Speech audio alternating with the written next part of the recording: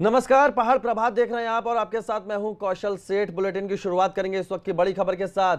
उत्तराखंड में 24 घंटे में कोरोना के 51 नए मामले सामने आए हैं। बड़ी खबर आपको बता रहे हैं, उत्तराखंड में 24 घंटे में कोरोना के 51 नए मामले सामने आए हैं और प्रदेश में कुल मरीजों की संख्या 2881 हो गई है।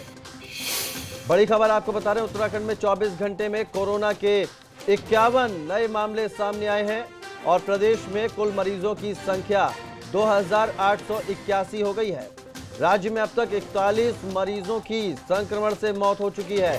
बड़ी खबर उत्तराखंड से बता रहे हैं आपको, 24 घंटे में 51 नए कोरोना के मरीज मिले हैं और प्रदेश में अब कुल मरीजों की संख्या 2881 हो गई है। राज्य में अब तक 41 मरीजों की संक्रमण से मौत हो गई है।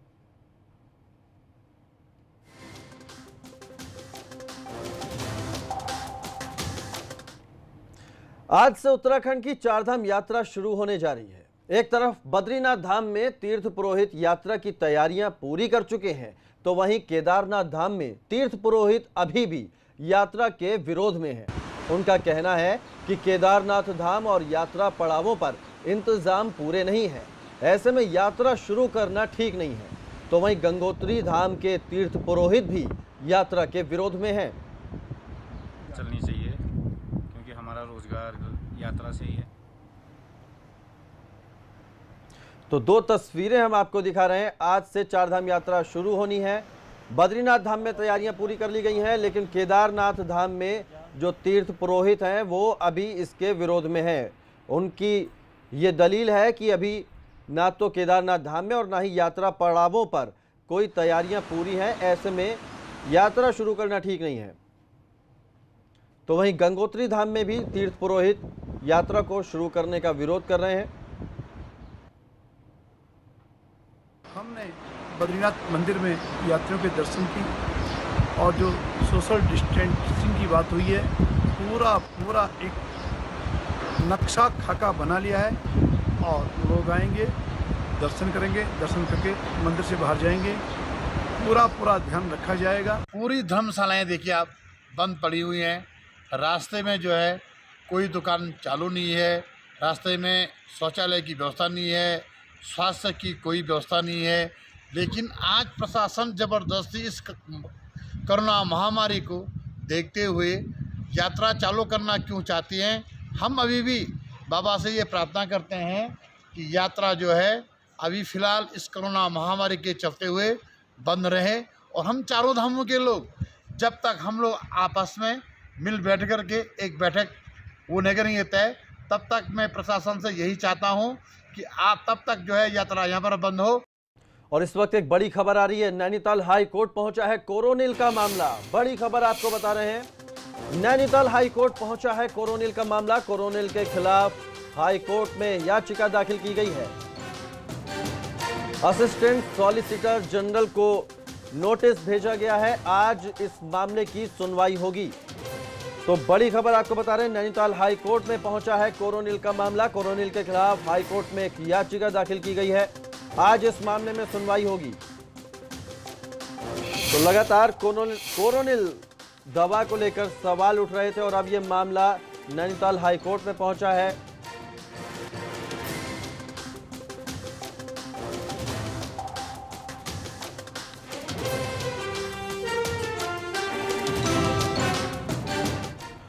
पूरी दुनिया इस समय कोरोना की वजह से परेशान है, लेकिन कुछ लोग ऐसे समय में भी मुनाफा कमाने के चक्कर में लगे हुए हैं। हरिद्वार में बिना लाइसेंस के सैनिटाइजर बनाने वाली कंपनी पकड़ी गई है। इस बात का आबकारी विभाग के निरीक्षण में खुलासा हुआ है। एक नामी कंपनी बिना लाइसेंस के कई हजारों लीटर सैनिटाइजर बना रही थी, यहां तक कि कई हजार लीटर सैनिटाइजर की सप्लाई भी कर दी थी। इनके द्वारा जो हमारा FL43 लाइसेंस है वो माह जून में लिया गया। जब हमने देखा कि ये माल कहाँ से लाए हैं तो पता चला कि ये माल इन्होंने जो डिनेचर स्पिरिट है और स्पेशल डिनेचर स्पिरिट है और थिनर के रूप में ENA मंगाया है इन्होंने। ये प्रदेश के बाहर से अन्य जो है प्रदेशों से ये प्रोडक्ट जो है रॉ मटेरियल मंगा करके उससे जो है हैंड सैनिटाइजर बनाया है और इसके लिए आबकारी विभाग से कोई परमिशन नहीं ली इन्होंने। कोरोना के चलते तमाम सैनिटाइज़र मार्केट में देखे जा रहे हैं, लेकिन आबकारी भी अब ऐसी कंपनियों पर नज़र रख रहा है जहां पर इस तरीके से सैनिटाइज़र बनाए जा रहे हैं, लेकिन क्या उनके द्वारा उस चीज़ का लाइसेंस लिया है या नहीं। आज हरिद्वार में एक आबकारी के द्वारा एक जनरल निरीक्षण किया गया था, जिस निरीक्षण में 2 कंपनियों का निरीक्षण हुआ। एक कंपनी तो सही पाई गई, लेकिन एक ऐसी कंपनी जो नामी कंपनी है, लेकिन बावजूद इसके वहाँ पर जो सैनिटाइज़र बन रहे थे वो जो लाइसेंस था वो नहीं लिया गया था। और जो है ये लाइसेंस लिया गया, लेकिन काफ़ी देर में इस लाइसेंस को लिया गया था। जानकारी के मुताबिक जो है 8 जून को लाइसेंस लिया गया, लेकिन मार्च 2020 से सैनिटाइज़र बनाने का काम किया जा रहा था। ये मैं इस वक्त देहरादून के एक VLCC के गोडाउन में हूँ, जहाँ पर अब उसको भी सीज किया गया है। और जो सैनिटाइज़र यहाँ पर रखे गए हैं, जहाँ पर भी, क्योंकि इनके बहुत सारे गोडाउन हैं, अगर हरिद्वार की बात करें तो वहाँ पर भी जो आबकारी के इंस्पेक्टर हैं उनको ये निर्देश दिए गए हैं कि वो तमाम ऐसी जगहों को फिलहाल सीज कर दें, क्योंकि जिस तरीके से लाइसेंस को लेना था और उसके बाद सैनिटाइज़र की भी गुणवत्ता की जाँच होती थी वो नहीं हो पाई। हालांकि कंपनी ने बाद में लाइसेंस लिया था और उसी के चलते एक जनरल निरीक्षण करने आबकारी की टीम हरिद्वार पहुंची थी, जहां पर इस बात का खुलासा हो सका कि इस कंपनी के माध्यम से जो लाइसेंस पहले लेना चाहिए था वो नहीं लिया गया। और इस दौरान बहुत सारी चीज़ें सैनिटाइज़र बनाने के लिए अनेक राज्यों से मंगाई भी गई और उसके बाद कई लीटर सैनिटाइज़र को जो है बेचा भी गया। लेकिन अब करीब जानकारी के अनुसार 93,000 लीटर सैनिटाइज़र जो है ऐसा है जो अभी तक कंपनी ने बनाया है, लेकिन कंपनी जो है उसको मार्केट में बेच नहीं पाई। उससे पहले ही इस बात का खुलासा हो गया। अपने सहयोगी क्रिस्टोफर लॉरेंस के साथ रविकांत तुरा, ABP गंगा, देहरादून। आगे बढ़ते हैं। टिहरी में बूढ़ा केदार मार्ग पर एक कार अनियंत्रित होकर 500 मीटर गहरी खाई में जा गिरी। इस हादसे में कार में सवार 4 लोगों में से 3 की मौके पर ही मौत हो गई, जबकि ड्राइवर गंभीर रूप से घायल हो गया। घायल ड्राइवर की हालत गंभीर होते हुए देख उसे एयरलिफ्ट कर हायर सेंटर रेफर किया गया है। बताया जा रहा है कि ये सभी लोग भेटी गांव से बारात के साथ कोट गांव जा रहे थे, तभी कोट गांव के पास इनकी गाड़ी अनियंत्रित होकर गहरी खाई में जा गिरी। और ये तस्वीरें रेस्क्यू ऑपरेशन की हम आपको दिखा रहे हैं।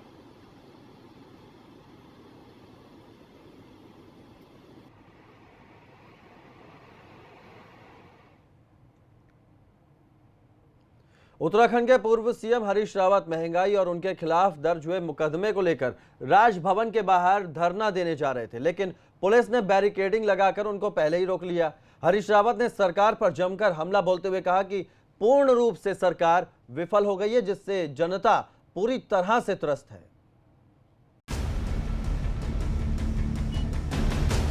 उत्तराखंड के पूर्व मुख्यमंत्री हरीश रावत ने भाजपा सरकार के खिलाफ मोर्चा खोल दिया है।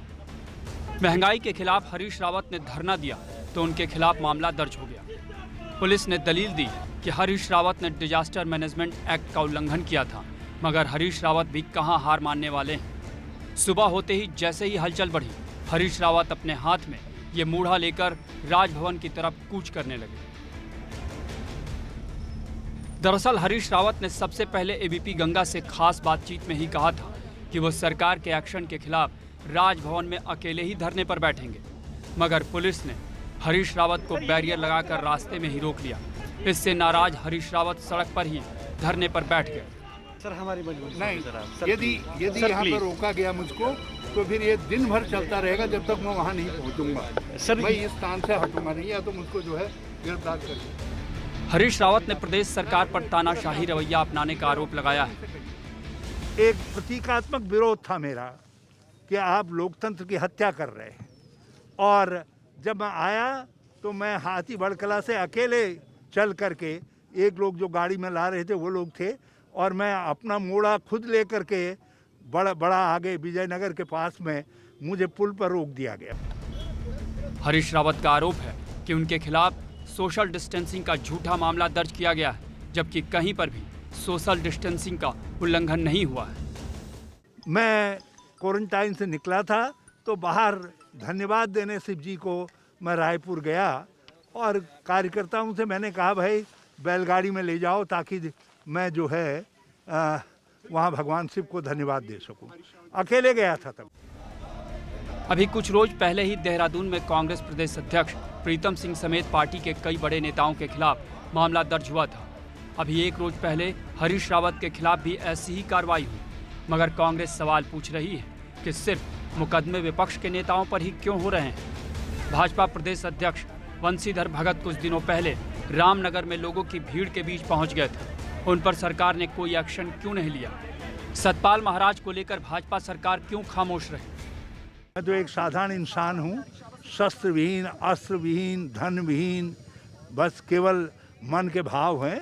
और पेट्रोलियम जिस तरीके से जनता त्रस्त है, मैंने उसके खिलाफ आवाज़ उठाने का निर्णय लिया और AICC का आह्वान था, सोनिया जी का निर्देश था, मैं उसका पालन। उत्तराखंड में कांग्रेस विपक्ष की भूमिका में है।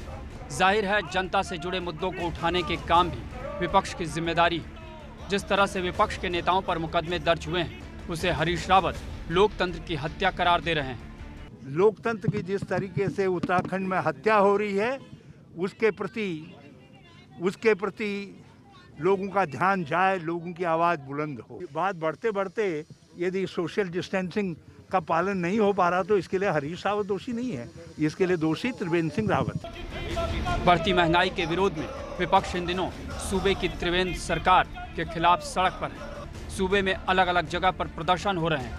विपक्ष की सरकार से नाराजगी इस बात को लेकर है कि सरकार उसके सवालों का जवाब देने के बजाय मामले को डाइवर्ट कर रही है। देहरादून से विनोद कुमार की रिपोर्ट, ABP गंगा। उधर काशीपुर के दौरे पर पहुंचे कांग्रेस प्रदेश अध्यक्ष प्रीतम सिंह ने भाजपा पर हमला किया। प्रीतम सिंह ने कहा कि महंगाई से आम आदमी त्रस्त है और जब विपक्ष जनता की मांग को उठाता है तो उनके खिलाफ कार्रवाई होती है। साथ ही प्रीतम सिंह ने चेतावनी दी कि कांग्रेस इस तरह की कार्रवाई से डरने वाली नहीं है। देश के अंदर पेट्रोल डीजल के दाम बढ़ रहे हैं और राज्य सरकार ने बसों के किराए में बेतहाशा वृद्धि करने का काम किया। उसके विरोध में कांग्रेस के लोग जो है सड़कों पर उतरने का काम कर रहे हैं। और ऐसी परिस्थितियों में अगर सरकार मुकदमे दायर करके कांग्रेस की आवाज दबाना चाहती है तो देवेंद्र राव गलत फहमी में है। एक नहीं, वो 100 मुकदमे दायर कर ले, लेकिन कांग्रेस जनहित के मुद्दों को उठाती आई है और उठाती रहेगी। उत्तरकाशी में निम की टीम ने कमाल कर दिखाया है। निम की टीम ने हॉर्न ऑफ हर्षिल अभियान के तहत 4823 मीटर ऊंची चोटी पर तिरंगा लहरा दिया है।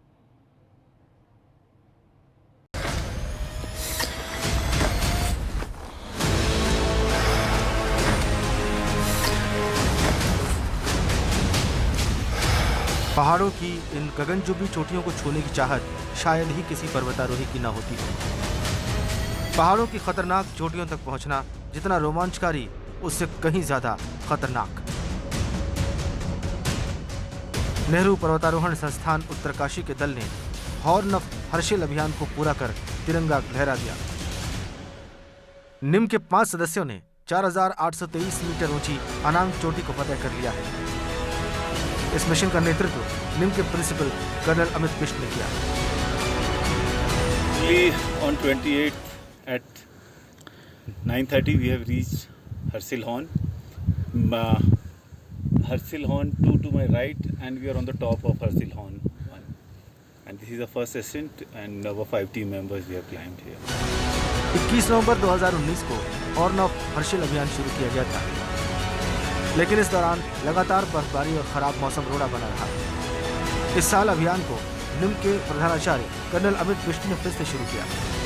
22 जून को दल हर्षिल के निकट छोलमी, पंचमुखी और महादेव होते हुए स्की एरिया में जा पहुंचा। वहां कैंप करने के बाद अगले दिन यह दल आगे बढ़ा और बेस कैंप होते हुए समिट कैंप पहुंचा। रविवार सुबह दल ने 4823 मीटर ऊंची अनाम चोटी पर झंडा फहरा दिया। उत्तरकाशी से दिग्वीर बिष्ट की रिपोर्ट, ABP गंगा।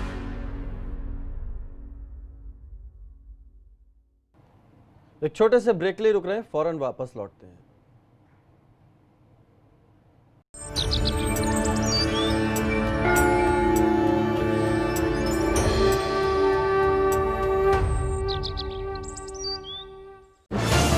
पूरा विश्व डॉक्टर डे मना रहा है और मुझे लगता है कि इसी वजह से मनाना चाहिए, क्योंकि डॉक्टर हमारे लिए भगवान जैसा है। तो एक भगवान की तरह सभी मरीज या तो परिवार उसको पूजते हैं। ऐसे डॉक्टर्स और डॉक्टरों की पूरी टीम, जैसे कि नर्सिस है, पैरामेडिकल स्टाफ है और वहाँ के जो कर्मचारी है जो पूरी स्वच्छता हॉस्पिटल की रखते हैं, ये सब मिलकर जिस तरह मरीजों की सेवा करते हैं और जितने भी मरीज आते हैं उसके साथ अच्छा रिलेशन, मानवता भरा संबंध और तात्कालिक सेवा ये करते रहते हैं। कोरोना 19 में जिस तरह डॉक्टरों और कोरोना वायरस पूरी टीम वे लोगों ने जो काम किया है, मैं सबको बहुत बहुत धन्यवाद देती हूँ। एक साथ खाना बना के तो देखिए, एक बार खुशी के आंसू रोके तो देखिए। SRMB TMT, घर से हो जीत की शुरुआत। धान की खेती के लिए सिंजेंटा का वरदान वोटाको दानेदार। धान के पौधों को तनाछेद कीटों से बचाए, जिससे मिले अधिक किल्ले, सुरक्षा भी शक्ति भी, सिर्फ वोटाको से। पता है अपना अमेज़न घर पर ग्रोसरीज भी डिलीवर करता है। ग्रोसरीज अपने अमेज़न पे? हाँ, महीने भर की, और 30% तक की सेविंग्स भी हो सकती हैं। अमेज़न पैंट्री पे 30% तक की सेविंग्स। अमेज़न, ग्रोसरीज की अपनी दुकान। डियर डॉक्टर, महीनों से दिन रैन तुम भूले बैठे हो अपना चैन। बस अपना फर्ज निभाते रहे, सबकी जान बचाते रहे। पसीने से तरबतर तुम्हारी वो कमीज, मास्क से तुम्हारे चेहरे पर पड़े वो निशान, सब याद रखेगा हिंदुस्तान। तुम डॉक्टर नहीं, तुम हो हमारे देवदूत। ABP गंगा देवदूत, देश के डॉक्टर्स को समर्पित।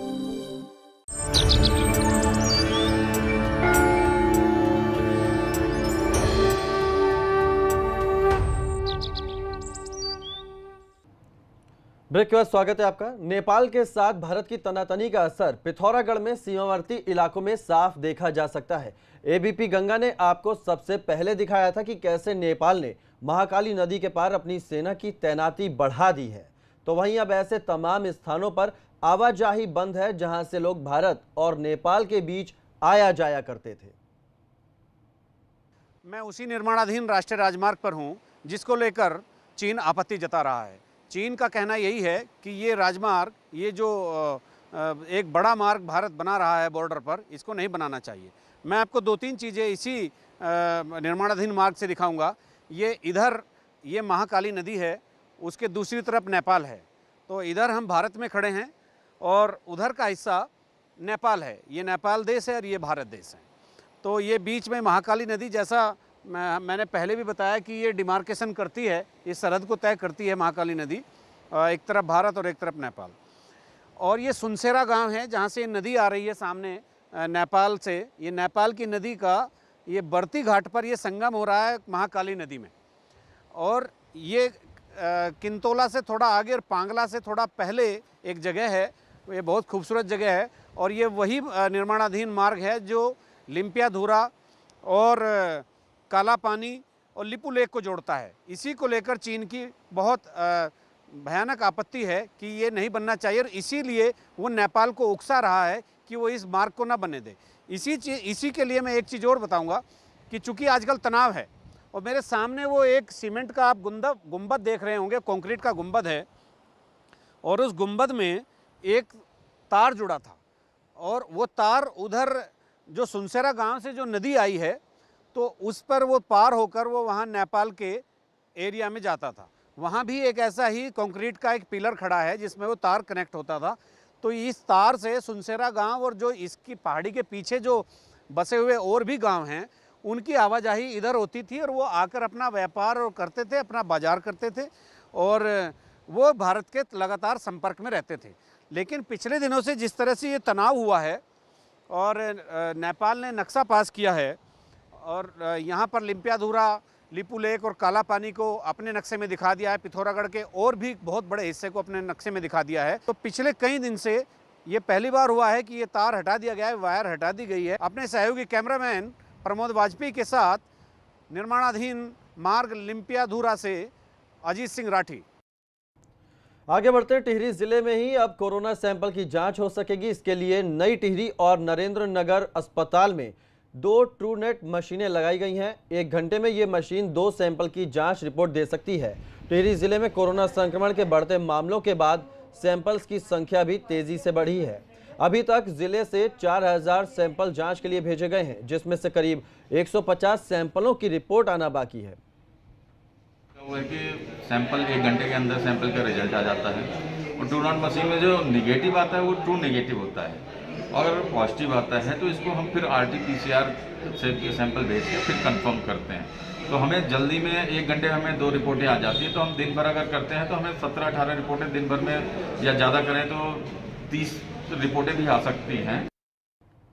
खटीमा वन रेंज में लोहिया हेड रोड पर जंगल में बायोमेडिकल वेस्ट डाला जा रहा है, जिससे जंगली जानवरों को खतरा पैदा हो गया है। हैरानी की बात है कि वन विभाग के अधिकारी इससे अनजान हैं। आलम यह है कि जंगल में कबाड़ का ढेर लगा हुआ है। हालांकि IMA की खटीमा यूनिट के अध्यक्ष का दावा है कि सरकार के नियमों के तहत ही बायोमेडिकल वेस्ट का निस्तारीकरण किया जा रहा है। पहले नगर पालिका ने कुछ कूड़ा डाला था तो उसकी गाड़ी हमने सीज कर दी थी और उस पर वन अधिनियम के तहत कार्रवाई की गई है, और ये आपने बताया है, इसको संज्ञान में हम ले रहे हैं और दिखवाते हैं। यदि ऐसा प्रकाश में आएगा तो जिस भी हॉस्पिटल से आया होगा विधिक कार्रवाई करेंगे। कोरोना लॉकडाउन के दौरान उत्तराखंड में बड़ी संख्या में प्रवासी लौटे हैं। ऐसे में लोगों को रोजगार से जोड़ने के लिए एक बार फिर से खेती की तरफ आकर्षित किया जा रहा है। उत्तरकाशी में बरसाली गांव में एक रिटायर्ड प्रिंसिपल न सिर्फ खेती से व्यवसाय से जुड़े हैं, बल्कि वो गांव के बाकी लोगों को भी पारंपरिक खेती के अलावा नकदी फसलें उगाने की सलाह दे रहे हैं। एक पारंपरिक खेती में जुड़े हुए हैं, गेहूं धान के अलावा कुछ दूसरी फसलों पर ध्यान नहीं देते हैं, तो मैं उनको ये भी सजेस्ट करना चाहूँगा कि इस व्यावसायिक खेती पर ध्यान दें और साग सब्जी जो नकदी फसलें होती हैं उनको बढ़ावा मिलेगा। दूसरा, जो बाहर से हम खेती सब्जियों को क्रय करते हैं वो अनावश्यक उसमें व्यय भी होता है, समय की बर्बादी होती है, और जो आज के निवेशक हैं वो अपना टाइम भी पास उनका जो है व्यस्त में जाता है।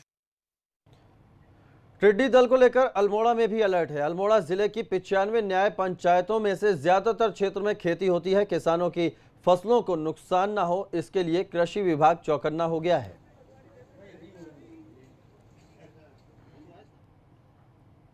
उत्तराखंड से लगे हुए राज्य हैं, वहाँ पे ऐसा सुनाई दे रहा है कि टिड्डी का प्रकोप हो गया है।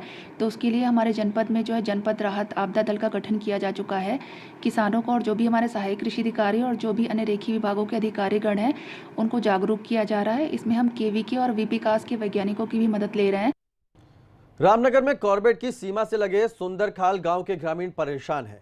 दरअसल वन विभाग का कहना है कि ये गाँव उसकी जमीन पर बसा है, तो उधर ग्रामीण सुप्रीम कोर्ट के आदेश का हवाला दे रहे हैं। इस गांव को लेकर रामनगर वन प्रभाग और कॉर्बेट में भी सीमा विवाद है। कॉर्बेट के अधिकारी मानते हैं कि यह गांव 2010 से टाइगर कन्वर्जेशन प्लान में शामिल है, लेकिन इस गांव के प्रशासनिक अधिकार रामनगर वन प्रभाग के पास हैं।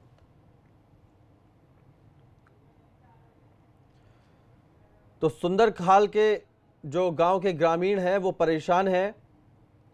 वन विभाग का दावा है कि यह गांव उसकी जमीन पर बसा है, जबकि लोगों ने सुप्रीम कोर्ट के एक आदेश का हवाला दिया है। गांव की जमीन को लेकर यह विवाद हो रहा है। वन विभाग ने इस गांव की जमीन अपनी बताई है। वन विभाग का दावा है कि यह गांव उसकी जमीन पर बसा है। 70 साल पुराना गांव है, दलित गांव है, क्योंकि इसमें कोई बाहर के लोग नहीं हैं, ये सब त्वरित क्षेत्र के लोग हैं।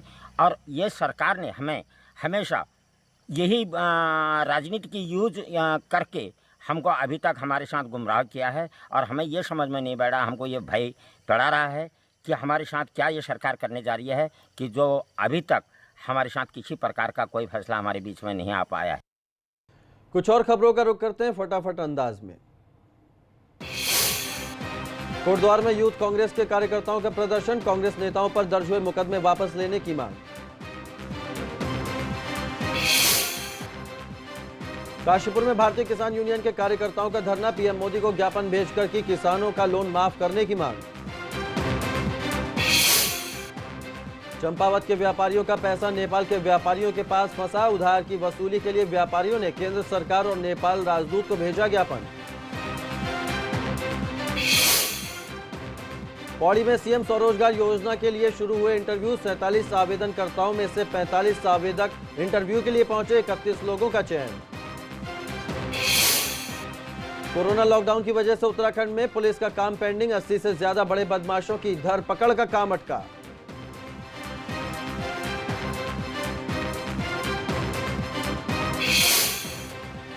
तो फिलहाल इस बुलेटिन